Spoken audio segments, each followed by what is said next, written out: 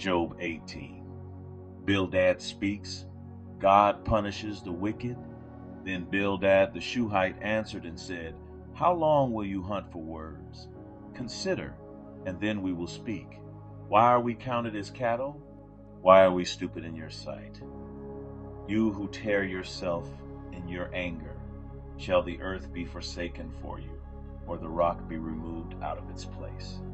Indeed, the light of the wicked is put out, and the flame of his fire does not shine.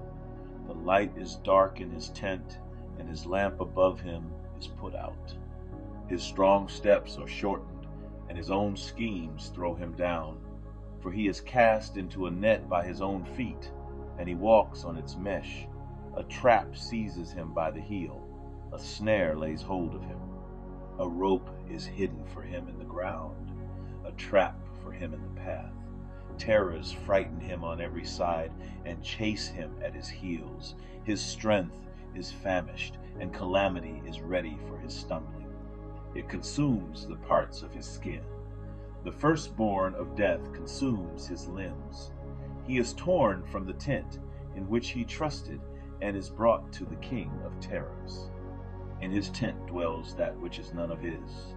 Sulfur is scattered over his habitation. His roots dry up beneath, and his branches wither above. His memory perishes from the earth, and he has no name in the street. He is thrust from light into darkness and driven out of the world. He has no posterity or progeny among his people, and no survivor where he used to live. They of the west are appalled at his day, and horror seizes them of the east. Surely such are the dwellings of the unrighteous. Such is the place of him who knows not God.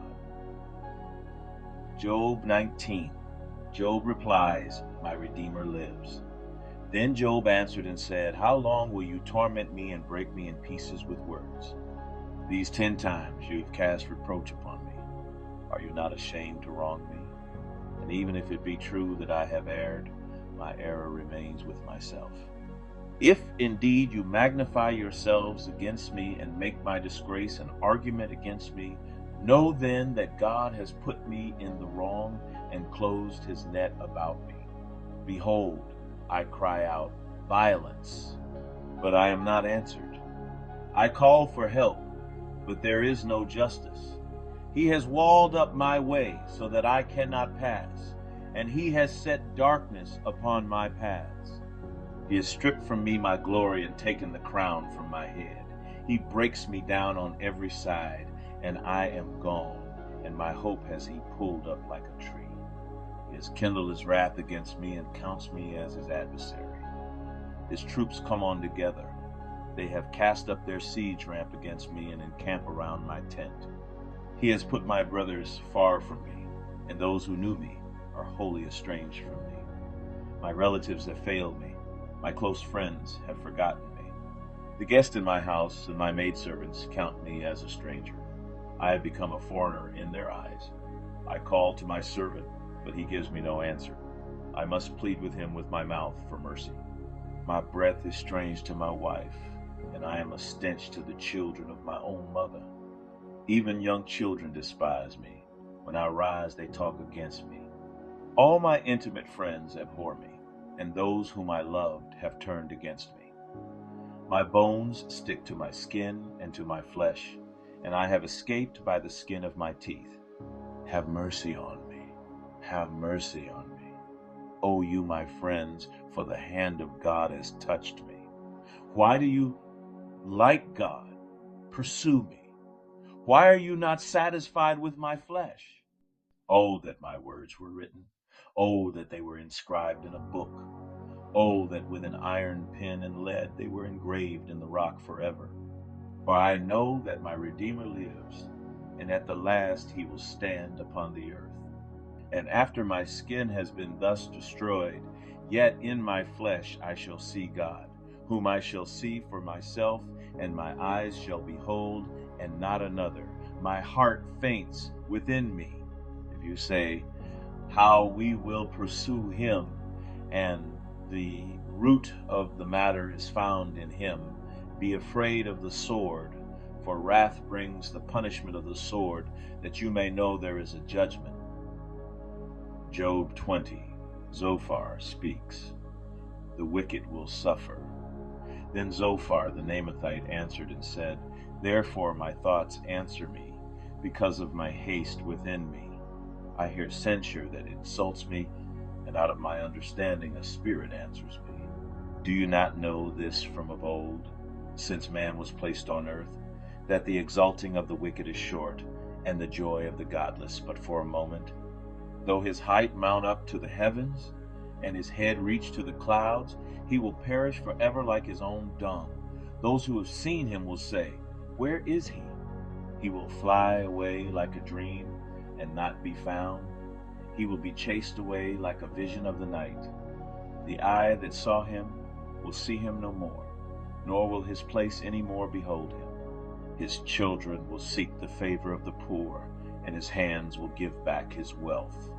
His bones are full of his youthful vigor, but it will lie down with him in the dust.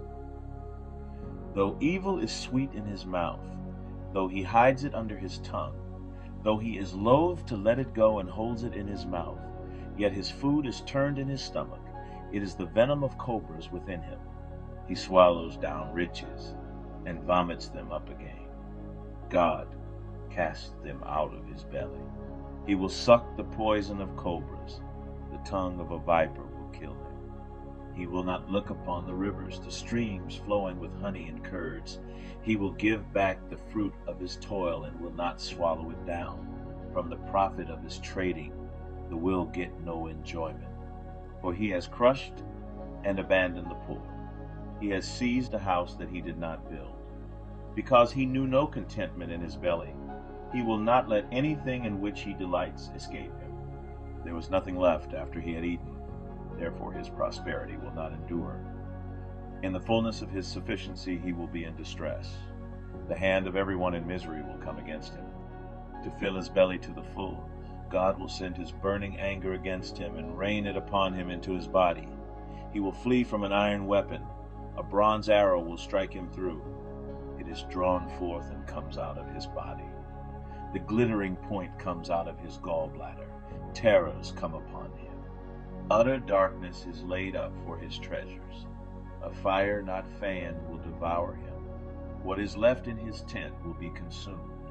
The heavens will reveal his iniquity, and the earth will rise up against him. The possessions of his house will be carried away, dragged off in the day of God's wrath. This is the wicked man's portion from God, the heritage decreed for him by God. Job 21.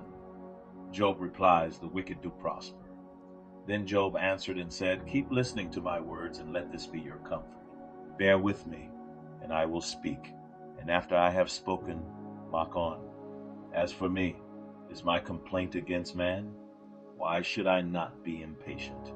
Look at me and be appalled, and lay your hand over your mouth. When I remember, I am dismayed, and shuddering seizes my flesh. Why do the wicked live, reach old age, and grow mighty in power? Their offspring are established in their presence, and their descendants before their eyes. Their houses are safe from fear, and no rod of God is upon them. Their bull breeds without fail, their cow calves and does not miscarry. They send out their little boys like a flock, and their children dance. They sing to the tambourine and the lyre and rejoice to the sound of the pipe. They spend their days in prosperity, and in peace they go down to Sheol. They say to God, Depart from us. We do not desire the knowledge of your ways. What is the Almighty, that we should serve him? And what profit do we get if we pray to him? Behold, is not their prosperity in their hand? The counsel of the wicked is far from me. How often is it that the lamp of the wicked is put out, that their calamity comes upon them, that God distributes pains in his anger, that they are like straw before the wind, and like chaff that the storm carries away? You say, God stores up their iniquity for their children. Let him pay it out to them, that they may know it. Let their own eyes see their destruction, and let them drink of the wrath of the Almighty. For what do they care for their houses after them, when the number of their months is cut off? will any teach God knowledge, seeing that he judges those who are on high?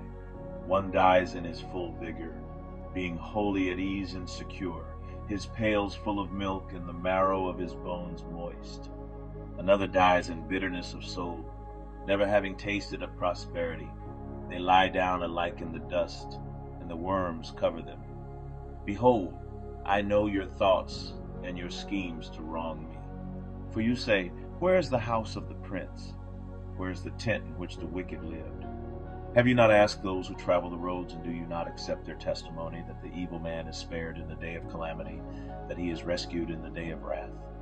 Who declares his way to his face, and who repays him for what he has done? When he is carried to the grave, watch is kept over his tomb. The clods of the valley are sweet to him. All mankind follows after him, and those who go before him are innumerable. How then will you comfort me with empty nothings? There is nothing left of your answers but falsehood.